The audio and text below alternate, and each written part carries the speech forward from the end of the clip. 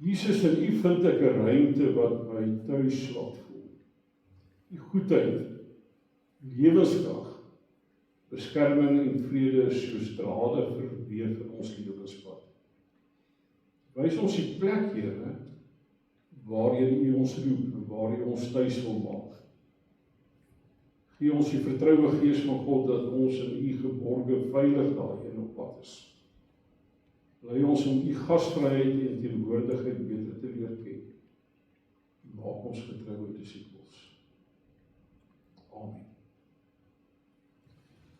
Nou, mens moet altyd, wanneer jy preek by 'n plek, die teksgedeelte gee dat dit in ons storieboek kan opskryf. My probleem is met teks is die hele Bybel. En dit gaan 'n rukkie vat om dit te lees. So ek het gekies om so 'n paar ankerplekke van hierdie storie eintlik vir julle uit te haal vandag. Dit sal op die skerm ook verskyn. Ekskuus tog, as jy behoefte het om aan te teken in jou Bybel, die Bybel het op daai dag hieroor gepreek, kan jy maar basies met enige plek in die Bybel daai aantekening maak, maar miskien hierdie 5 of 6 taal tekste. Ek sal verduidelik hoekom ek dit doen. So die eerste teks, ons begin by die begin, is dan uit Genesis 2 uit die skepingsverhaal uit. Die Here God het die mens in die tuin laat woon om dit te bewerk en op te pas. Ek gaan nou verduidelik om dit so belangrike teks is. Die Here God het die mens in 'n tuin laat woon en te bewerk en op te pas. Nou spring ons so 'n bietjie, want ons kan nou nie die hele Bybel lees nie, maar ek het gedink 'n volgende ankerteks is dalk Eksodus 25 vers 8. As die opdrag kom om die tabernakel te maak, hulle moet vir my 'n heiligdom oprig, dat ek tussen hulle kan woon. Ons het die ander teks klaar gesing, toe ons nou daai mooi lied gesing het, He came from heaven to earth, by depths to pay, dis 'n inkarnasieteks. So, dit word alles kragtig saamgevat in Johannes 1 vers 14. Die woord het mens geword en tussen ons kom woon. Miskien dit ons het ons konkreet, nee. So dis baie kerstyle ook. Ekskuus tog. Maar goed, nou kom ons eindig met die laaste deel in die Bybel. Want ons het die hele Bybel deurgewerk. Openbaring 19. Ek het iets gehoor soos die geluid van 'n groot menigte, soos die gedruis van 'n groot watermassa, en soos die gedreun van swaar donderweer. Hulle het uitgeroep, prys die Here. Die Here God, die Almagtige heers nou as koning. Laat ons bly wees en juig en aan hom eer gee, want die bruilof van die lam het aangebreek en sy bruid het haar daarvoor gereed gemaak. God het haar dit vergun om fyn, helder, blink klere aan te trek. Nou amper die heel laaste stukkie in die Bybel. Toe het ek 'n nuwe hemel en 'n nuwe aarde gesien. Dis nie klein nie. Hier is dit tog. Die eerste hemel en die eerste aarde het verdwyn en die see het nie meer bestaan nie. Ek het die heilige stad, die nuwe Jerusalem, van God af uit die hemel sien afkom. Die stad was gereed soos 'n bruid wat vir haar man versier is. En toe het ek 'n harde stem van die troon af hoor sê, kyk, die woonplek van God is nou by die mense. Hy sal by hulle bly en hulle sal sy volke wees. En God self sal by hulle wees as hulle God. Daar is die hele Bybel. Ek gaan nou verduidelik hoekom ek dit so wil doen, want as jy nou oor 'n sendingweek moet afskop, moet ek oor alles van sending praat. En ek het jare klasse gegee, ek kon niks in daai jare in die studente se kop kry nie. Nou, hoe gaan ek dit vandag reg kry om in 20 minute alles oor sending vir 'n gemeente te leer? Ek dink ek nie, daar is 'n plan. Ons het in ons menswees twee goeders wat maak dat ons eintlik alles kan onthou, die hele Bybel. Die een is 'n metafoor. 'n Metafoor is 'n vergelyking. Baie keer as jy net 'n metafoor het van iets, dan snap jy die hele ding. Mense wat metafore beheer alles. Dis hoekom politici so angstig is, né? In ons eie land se politiek sal party ouens gehoor die bereis opsit en rooi uniforms met parlement dra. Dat is eintlik net 'n storie van moedswillige opstand en teestand teen alles. En agter dit 'n hele soort van politieke geskiedenis. Jy hoef nie een woord te sê nie, jy hoef net jou kleertjies aan te trek, dan is jy klaar die boodskap. Dis 'n metafoor. As baie ander, die mense wat sogenaamde branding doen, as jy KFC sien.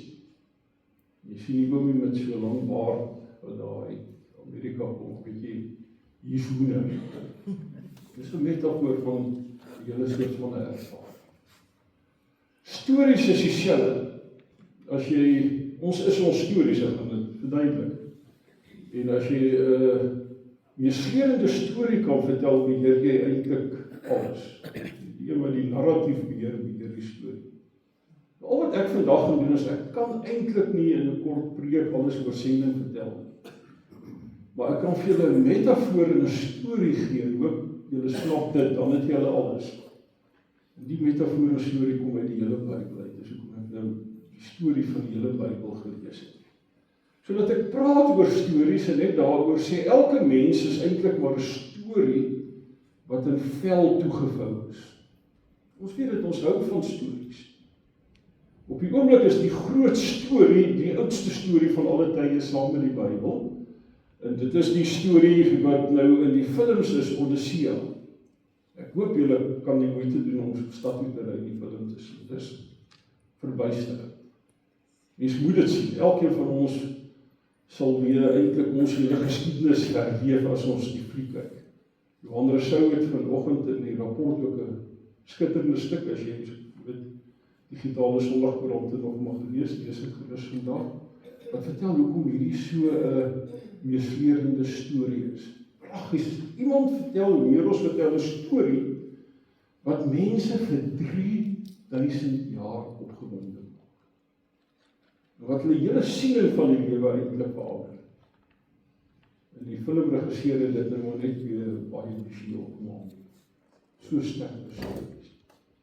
So Homerus met Odyssea, Iliad voor dit, en ek dink die Bybelse stories is die goed wat ons hele lewe gevorm het. Die Odyssea is 'n storie van iemand wat 10 jaar lank oorlog gemaak het, Troje gewen het met daai bedrieglike perd, en toe amper 10 jaar gevat het om huis toe te kom. So dis 'n tuiskom storie. Dus ek kom met so jou meesleer, want ons almal het tuiskom stories. Ek kyk so 'n bietjie na die ouderdomsgroep wat hier voor my sit, en dis nie 'n refleksie daarop nie, maar ons ken almal die behoefte om tuiskom toe ons 40, 50 jaar terug vir diensplig opgeroep was. En jy kan nie wag vir 'n naweek pas nie, want jy gaan huis. As liedjies gesing, daai 'n hele ribbe round weer al toe. Want jy wil huis toe kom, en jou geliefdes wag. Dis 'n meesleurende storie. Dis die Odyssea se storie, en van loyaliteit. Ken almal dit ook. Om aan die mense wat in jou toevertrou is loyaal te wees en hulle belang voor te stel. Die Odyssea is 'n storie van gasvryheid. Wat doen jy met vreemdelinge? Ons het nou 'n bietjie iets gehoor van die Malawiërs wat hier was. Dit loop so oud terug dat daar 3000 jaar oue storie daaroor vertel word. Dis maar eintlik al waarby ek vandag wil aansluit, want ons hou van stories. Ek is 'n oupa, al die oupas en oumas hier. Se gunsteling tydverdryf is natuurlik om vir jou kleinkinders stories te lees of te vertel. Hoekom? Want die storie vorm jou identiteit en jou menswees. Dit is kragtig. As jy vir jou kinders goeie stories kan vertel, maak jy van hulle goeie mense. As jy vir hulle stewige metafore gee jy vir hulle lewenstoerusting waarmee hulle omtrent alles kan hanteer. Ons vertel vir al die stories om 'n tafel. Ons het gister by ou vriende in Kleinmond kom kuier, wat ons van baie jare terug in Johannesburg geken. En ons het net gou weer stories vertel. Kort voor lank het ons stories opgeborrel. Eerste keer wat dit gebeur het, waar kom die broodboom vandaan? Wat van die vakansies in die Wildtuin en sulke goeders. Dit gebeur as ons by mekaar is.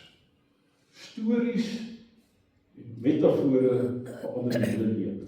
So ek hoop dit verander julle sending weer ook.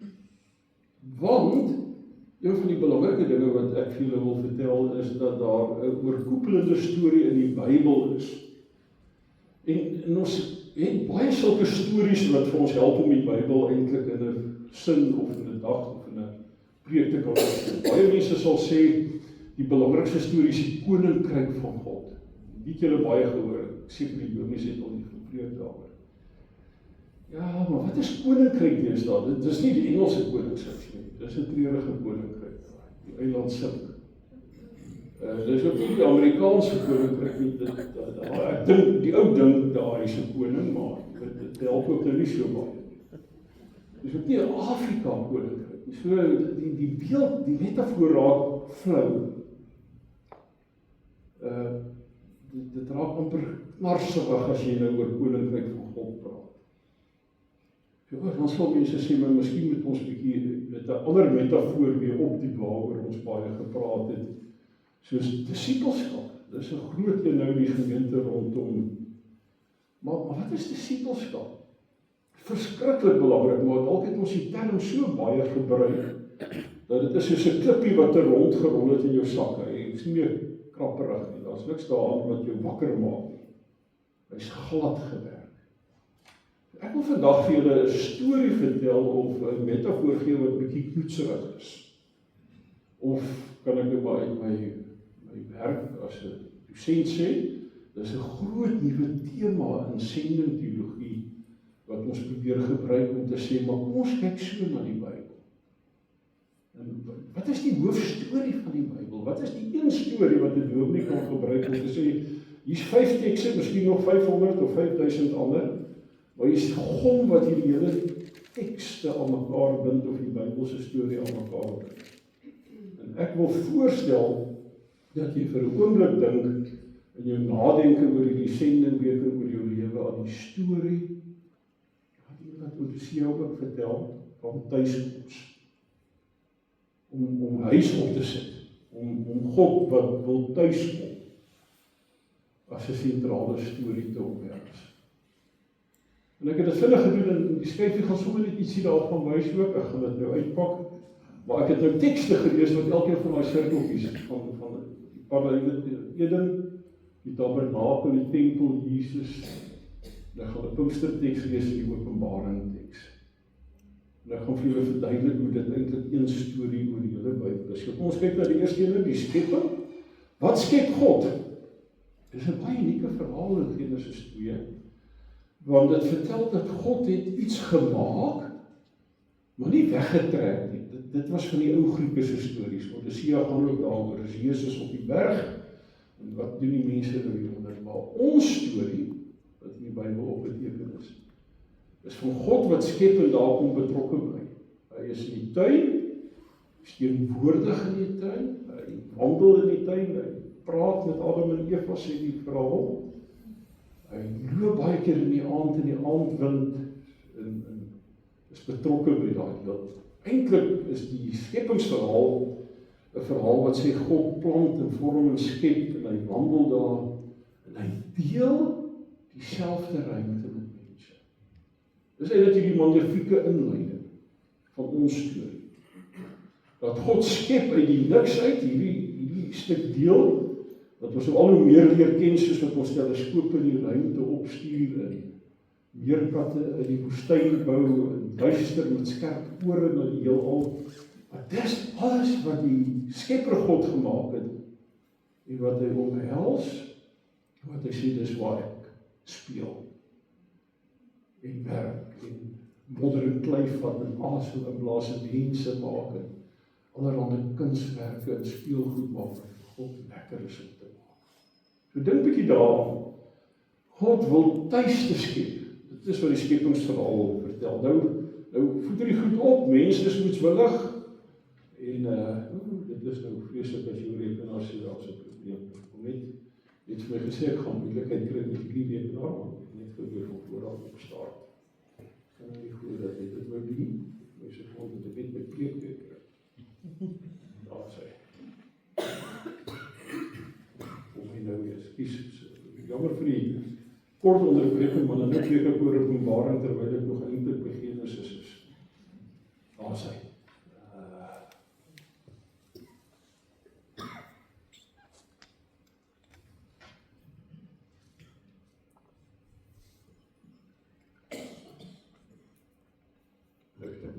storie.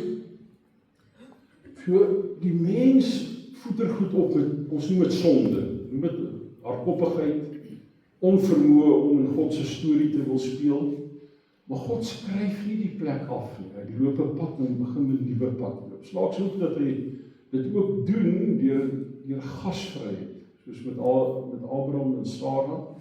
Terwyl is daar 'n tent opgeslaan word by die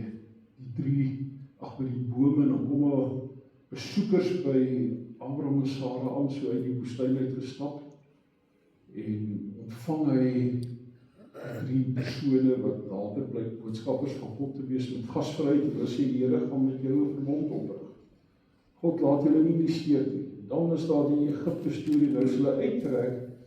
Nou, hulle trek 40 jaar die woestyn in, dan het ek nou net hierdie teksie gekies uit Exodus uit, waar die Here opdrag gee dat die tabernakel gebou word. En het julle gehoor toe ek het lees dat daar staan, bou vir my 'n heiligdom dat ek tussen hulle kan woon.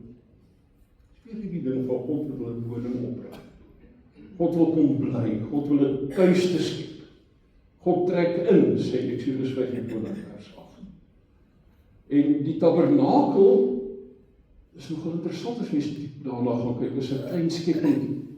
Die manier wat die tabernakel se opdrag is daar's daai bekende 7 kerse wat lig bring, en daar's orde, en daar's water. En die hele bedoeling is eintlik, sal goeie Ou Testamentiese vir jou sê, dat die tabernakel is 'n klein skepingsverhaal. Miskien is 'n storie, maar weer in 'n beeldvorm. Wat ons nou daar sien, soos wat dit lyk, is eintlik 'n geordende stukkie skepping wat sê, wel, ons koppies is bietjie klein, maar as jy na die klein plekkie kyk, herinner dit jou dat God is eintlik in die groot plek teenwoordig. En hulle bou die tabernakel, en so sê God, ek trek nou saam met julle, deur al die moeilikheid van die woestyn. En toe hulle nou uiteindelik vestig in Jerusalem, toe wou Dawid dit graag doen, en uiteindelik bou Salomo die tempel, en dis eintlik nou net 'n permanente tabernakel. Dieselfde elemente van 'n klein skepping wat orde skep met lig en water en offerdiere en goed wat daar gebeur en God wat daar teenwoordig is in die allerheiligste, is dieselfde as die tabernakel. En absoluut, Salomo erken dit ook met die inwydings. Hy sê, hierdie ou gebouetjie kan jy nie bevat nie, net die soem van die kleed net die hele plek vol. Maar ons weet hier is hierso. God is hier en God wil hier bly. Nou is dit so interessant dat, nou skiep ek baie geskiedenis, want ek het net 'n paar minute oor, dat in die Johannes 1 teks wat ek gelees het, daar nou staan, nou maak God dit ernstig. God doen hierdie ding nou met hoofletters. Hy stuur sy siel en God kom bly tussen ons. Daar staan in Johannes 1 vers 14, die woord het mens geword en onder ons kom woon. Maar die woord wat daar gebruik is hy onder ons kom tabernakel. Interessant net, presies daai selfde woord in die Septuaginta wat gebruik word vir boue tabernakel, is die woord wat die Johannes skrywer gebruik om te sê, Jesus is God se tabernakel. Hy bly nou tussen julle, want nou het God intrek geneem in 'n mens. God is nou in menslike vorm. Dit is eintlik die hoogtepunt van God se huisbou-storie. Geen wonder dat Jesus sulke baie huisstories vertel het nie, hè? Dat Jesus die hele bediening had gesê, ek gaan na my Vader se huis toe, daar's baie kamers. En ek leer julle, ons gebruik die woord disipels, die sê disipelsvolgelinge, maar eintlik hoe werk die huisreëls? Hoe tree mense op wat besef ons bly in die huishouding van God? Dis eintlik eers daar 'n hele tema in teologie om te praat van hoe lyk die ekonomie en die samewerking en dinge in God se huishouding. Dit is amper daai selfde woord van ekonomie van God se huishouding. Want die woord het vlees geword en tussen ons kom woon. En Jesus kom verander alles. Hy's sigbare, tasbare, ervaarbare bewys dat God nou tussen ons is. en huis opgesit. En wat leer hy dan sy disippels? Hy sê, as julle bid, dan gebruik hulle die woord ons Vader. Dis huistaal. En wat noem hulle? Broers, kan ons maar sê, en susters. Familie van mekaar. Dis 'n huisopsit storie. En 'n huishoudelike storie. Die hele tyd beloof Jesus en sê, as ek dan nou die prys betaal om versoening te bring, en ek gaan na die Vader huis toe, los ek julle nie alleen nie, ek gaan vir julle die Heilige Gees stuur. Dan word die Heilige Gees uitgestort, 'n wonderlike storie, die Gees word uitgestort in die teken van vlamme en wind, maar uiteindelik trek die Heilige Gees dan nou in mense in die gelowiges. Paulus verstaan dit, hy sê in 1 Korintiërs 3 vers 16, weet julle nou nie dat julle 'n tempel van God is nie?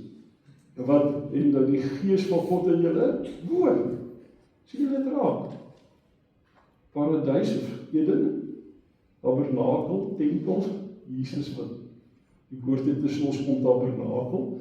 En om net seker te maak, ons is nie nou alleen nie, is God die Gees kom tabernakel in jou. Hy maak van ons sy tempel, sy blyplek. Dit is 'n ontsaglike vermenigvuldigingseffek. Een woord wat mens word, Jesus Christus, en nou eers 3000, en dan 5000, en dan sommer die hele wêreld. Nou is dit al 'n paar biljoen. As hulle bymekaar tel. Tabernakels, tempels, lewende blyplekke van God. God bly nou nie. En God bring hulle van almal bymekaar en sê, lot mense bymekaar is sy kerk. Die kerk is niks anders as 'n gemeenskap waar hy bly nie. So dit het my altyd verskriklik geplaas, dominee sê welkom in die huis van die Here. Ek dink dis nie reg.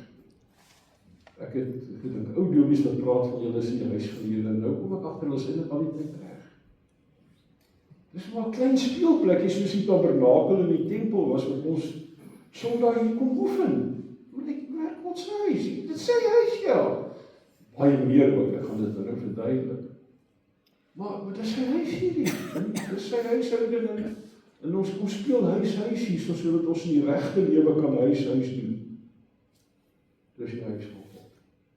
Al die gelowiges saam. En dan die finale visioen, en hierdie is nogal baie belangrik. So kom ek tongenietjies gesê, dalk is klein mond die hemel. Want as daar Openbaring 21 staan, kyk die woonplek van God is by die mense, sê dit vir ons alles oor disippelskap. Die einddoel waartoe ons op pad is om die huis finaal hier op aarde te vestig. Dit wil ek graag nou sê, dat die doel van sendingwerk is om die huis finaal hier te laat gebeur. Is nie om siele te red om hemel toe te gaan. Ons generasie is so groot geword. Dit was so 'n bietjie die agtergrondmusiek byvoorbeeld by die jeugaksie so al. 3 vrae wat jy moet antwoord as jy in die hemel kom, dat die Here jou daarbo op die eerste plek toelaat. Daai stories het ook 'n erfenis van die Grieke. Plato was die ou se naam en hy het gesê jy's liggaam en gees en jy moet ontsnap uit hierdie liggaam en alles is geestelik. Godsdienst is 'n geestelike ding en jou leiflikheid in die aarde tel niks. Dit was swak teologie, dit is goeie Griekse mitologie. Maar baie swak Bybelse teologie. Die Bybelse teologie sê, die einddoel van alles is dat die hemel aarde toe. Dat daai finale tempel, God se woonplek, sy troon is nou hier. Die rivier wat van die troon vloei, en met bome langs dit wat elke seisoen vrugte gee, is nou die tuin wat nou finaal hier gevestig word. Die plek wat herstel word is die aarde. Die opdrag van kerke en gemeentes is om met die aarde en die skepping te werk en dit te versorg, dit wat ons al in Genesis 2 gehoor het. Ek gaan julle medewerkers maak wat verantwoordelikheid aanvaar vir God se skepping. So klein moet gaan in die nuwe hemel wees. En 'n klop ander plekke, Johannesburg ook, gaan dit baie beter lyk. As we dit nou kyk. die hele aarde wat ons ken en die hele ganse onmeetlike heelal is deel van God se woonplek. Dit is nie 'n geestelike wêreld wat ergens bestaan nie, maar 'n werklikheid wat hier gaan aanbreek waar ons ook. Dus kom ons het bely in die 12 artikels, ek glo in die opstanding uit die dood. Dis Jesus vlieg baie keer teken so goeders wat jy uit jou uitgaan en daag in jou gees nou hemel toe en jou bestaanswyse is nou, dit is platonies, nee, dis merkwaardige herstel wat Paulus sê is soos 'n saad wat opskiet en daar kom 'n nuwe plant. En wat nuut word is alles wat hier gemaak is, want God se woonplek is nou hierso. Dis God se plan met die skepping, met mense. Nie om die wêreld weg te ry nie. Nou, hoekom dit goed is dat ons dit goed verstaan, al hierdie gemors wat ons nou kry in oorloë in die Midde-Ooste het 'n teologiese grond, moet ek ongelukkig sê, van mense, jy het nog gehoor, praat hier die stories van die wegraping en dan moet daar Armageddon kom, dan moet 'n oorlog in die Midde-Ooste kom, sodat alles kan verbrand en die aarde kan vergaan, en 144.000 en dan loop die ergens opvaar hemel toe. Dan moet daar nog swaar kry kom en dan gaan almal dan bo op die vrede plek bly. Daai goed het geen grond in die Bybel. Dis iets wat in maar die laaste 150 jaar mense se koppe deur mekaar krap, 'n ongelukkige klomp Christene in die virus aantrek is se koppe gesteel. Dis 'n metafoor, 'n storie, 'n compelling storie wat hulle begin glo en nou dink hulle kan oorlogsoorlog maak en alles, want as jy goed sleg uitdraai, sal daai geestelike hemel alles beter maak. Dis nie hoe dit werk. God wil hierdie plek 'n plek van reg en geregtigheid en herstel en vrede en waar God se trou en liefde heers maak.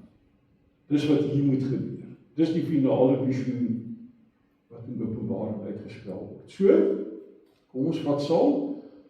As Kleinmond gemeente die belangrike wyse ding doen om te sê, maar ons moet fokus op disippelskap. Dink ek dis 'n baie goeie keuse. En ek probeer eintlik maar net vir julle help om met nuwe oë na disippelskap te kyk. As Jesus daar in Matteus 28 sê, gaan al die nasies toe, maak die mense met disippels, dan sê hy nie, maak hulle kerkgangers nie. Hy sê nie, gaan maak hulle deel van 'n program wat nou dit of dat gaan doen nie. Of gaan red siele dat hulle nie in die hel beland nie, maar in die hemel in 'n geestelike plek beland nie. Jesus sê, maak mense deel van my huishouding. My huishouding opereer in terme van liefde en respek en vreedsaamheid en geregtigheid. Disippelskap is om huise op te sit en die moeisame langsame pad van huisbou te volg. Met al die etiese reëls en die norme en die navolging. Dis wat ons in 'n gemeente doen. Ons moet van hierdie huishouding. En al hierdie belangrike goed wat ek met soveel opgewondenheid oor wat gaan gebeur, oor 'n gemeente wat werk ondersteun en gebed ondersteun, sodat ander in Suid-Sudan en in ander plekke kan hoor van hierdie goeie nuus. Dat ook die verwoesting en die vernietiging in 'n plek soos Suid-Sudan nie die laaste woord het, maar dat God se huishouding daar gebring kan word. So, ek wil as dit ware sê, ek wens ek kan julle aanmoedig om hierdie pad te loop van disippelskap, van navolging van die huisbouer, van vorming as mense wat deel is van God se huishouding, en van 'n lewe hier en nou wat nie eendag lank daarna dit regmaak nie. Dit was my treffend toe ek na die Odyssea kyk, hoe sterk die temas daarin is van hoe behandel jy vreemdelinge in jou huis, en die minstes en bedelaars. Daar so mens, so lyn uit die Odyssea Griek uit, waar hy sê, get rid of the beggars, dis nou die anti-held, die slegte. Wat eintlik sê, dis glad nie hoe goeie mense optree nie. You don't get rid of the beggars, die sorg van. Ek dink, dis wat ons as Christene doen. En hoe doen ons dit? As disippels, ons bou 'n netwerk. Nou vir julle bystalkies kykie. Ek sou voorstel by al die ingewikkelde goeders wat mense doen, dat ons weer 'n keer verstaan, ons is geroep om broers en susters van mekaar te wees, met ander woorde 'n netwerk van verhoudings, 'n gemeenskap van mense wat aan mekaar gebind is, Wat doen ons in hierdie gemeenskap? Ons bid saam. Natuurlik bid ons ook alleen. Maar hierdie netwerk leer jy saam bid. Ek is seker dit gaan ook in van hierdie geleenthede wat oor gepraat is, na vore tree. Want dis 'n netwerk of 'n gemeenskap van saambidders, van saamleerders, dis disippels wat voetjie vir voetjie, stukkie vir stukkie uitwerk hoe dit is om in hierdie nuwe vreemde wêreld, ook as die gemeente lyk soos dit lyk as mense in Kleinmond omgewing, en hierdie pragtige omgewing is in 80% is afgetrede mense, dis 'n nuwe soort van hier kom allerhande vreemde Gautengers hier in. Ja, gelukkig is ons nou maar almal vreemdelinge, nee, so ons weet om vreemdelinge te verwelkom. Hoe ontvang ons hulle?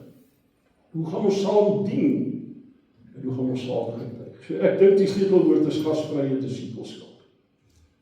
Waar gasvryheid nie 'n program is nie, maar 'n verhoudingskultuur is wat mens vestig. Om te sê welkom jy tuis gekom. Hierdie stadium in jou lewe is dit jou huis. Dis wat ons in hierdie gemeente met sy veelvuldige bediening gaan doen. Ons gaan mense help om huis op te sit. Party gaan nog letterlik die bakstene bou, maar ander gaan die gemeenskap bou, die struktuur. Hulle gaan vinnig net 4 of 5 wenke vir huis opsit en huis bou in 'n plek soos Kleinmond gee. Ek dink een van die eerste goed is om aandag te gee. Slim mense sal sê ons leef in 'n wêreld van die aandagkultuur. Ek is seker hiersoos by julle afgetrede ekonome en ander wat sal sê dis die groot ding van die wêreld. Almal stoei om jou aandag, sosiale media, advertensies, soek net al wat dit, daar's geld daar. Die rykste maatskappye in die wêreld is hierdie ouens wat net die netwerk van aandag vat. Die kerk kan dit op 'n warm innige manier doen. Dit is die eerste daad van gasvryheid, om te erken ek sien jou en in hierdie aandagkultuur gee ek aandag aan jou. Dit verg verbeeldingryke inisiatiewe van leiers in 'n gemeente en lidmate om huise op te sit hier in hierdie omgewing waar mense voel ek trek in 'n omgewing waar ek aandag kry. Al is ek dan nou 'n bietjie oud, 'n bietjie opgewerk en bietjie knorrig geword deur al die jare se skawe in die korporatiewe lewe. Hier gaan ek 'n sagte landing kry waar mense my help om weer my potensiaal wat altyd daar was uit te leef. Om ruimte te maak vir stories. Want as mense eintlik maar net stories is wat in vel toegevou is, dan het elkeen 'n storie. Ek dink die kragtigste ding wat 'n gemeente kan doen is om net storie te vertel, geleenthede te skep. Want hier is miljoene kosbare stories. So, die helfte van die stories, in klein groepe, in koffiegroepe, in kuiergroepe, maar die stories kosbaar. Doen vreeslik baie moeite om te beweeg van verwelkoming na verbintenis. Dit is een ding om allerhande gebruike en rituele van verwelkoming te hê. Ek vermoed dis by julle 'n vreeslike belangrike ding. Want hier's gedurig weer nuwe mense wat hier inkom. Daar by ons in die noorde, ek sien nog ons, want ek is nog die helfte van my tyd daar hoor, is dit van afskeid. Want Kubai, jy gaan nou ook Kleinmond toe trek. Rituele van afskeid. Troos mense dat ek kry nie hulle huis verkoop, ek kry nie 'n prys vir hulle huis nie, hier word dit al hoe duurder. Maar hier is 'n ander moontlikheid, 'n moontlikheid om te beweeg van 'n kultuur van verwelkoming na 'n kultuur van behoort aan, waar mense sê, maar ek is waardevol, my storie tel, ek kry aandag, mense help my dat my tuis kom en ek behoort aan. So ek sê dit maar eenvoudig, die tafel moet langer word. Dis een van julle strande wat daar op die prentjie verskyn. Daai tafel is heeltemal te klein. Uiteindelik moet die tafel groter lank word, omdat daar altyd nog 'n plek kan bykom. Vir wie ook al die Here op daai stadium nie na toe stuur. 'n Plek waar mense saam om betaal. Dit is uiteindelik om die naglostafel. Ek dink die laaste een is om wederkerigheid te oefen. Wederkerigheid is om mekaar te help. So om te verstaan, mense word aan ons gegee en ons het 'n diens van barmhartigheid. Ek het gesien in julle visie ook, het julle gesê dat julle ander mense gaan help as verskilmakers met deernis. Ek dink dit lê in daai orde van wat ek hierso bedoel. Waar jy mense met deernis help en wat tuis kom en sorg. Maar wederkerigheid beteken ook dat selfs die minste wat hier by jou intrek, jy is afhanklik van hulle. Dit is nie net jy wat iemand bedien, maar hulle kom met hulle gawes en hulle storie. En die gemeente kan eintlik nie beter doen sonder dat daai storie en gawes nie ontgin word. In Engels praat hulle van reciprocity of wederkerigheid. In gasvryheidssendingdenke praat ons van ons verwelkom die vreemdeling, nie omdat ons dink ons soveel kan bied nie, maar omdat ons dink die vreemdeling kan ons soveel bied. En ons gemeente soveel verryk en verryk. So uiteindelik is ek oortuig dat die gemeente wat hier sit, 'n gemeente kan wees waar disippels se lig skyn, nie oor programme nie oor die beste strukture, wat ook al nie, maar omdat die plek, eenvoudige plek word waar dit 'n netwerk van mense is, wat ander mense 'n voorspraak gee van hoe lyk dit as God huis opsit op aarde. As ons wesenlik erken in die metafoor omhels dat hierdie is God se blyplek. Die berg en die see en alles tussen is waar God nou bly en tuis wil wees. Waar stories ontvang word, 'n plek waar tafels langer word, waar mense nie net sitplek kry nie, maar behoort. Waar Christus self die gasheer is en waar God se toekoms nou al deurbreek. Dit is wanneer gasvryheid en disippelskap en getuienis en sending by mekaar kom. En ons vir almal sê daar's plek. Want dit is God se plek. Amen. Gasvrye Here, U wat die meester huisbouer is, wat dwars deur die Bybel se stories, U storie van huismaak, tuismaak vertel.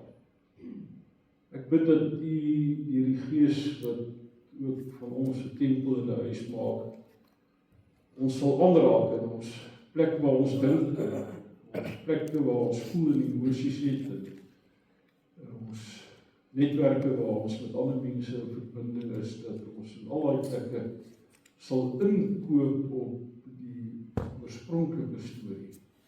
Dit is dat God huis bou en huis oprig. Tuis kom en 'n tuis te maak. Mag Kleinmond 'n plek wees waar U allereers tuis is. En daarom is die wêreld en die ganse skepping hier tuis. Amen.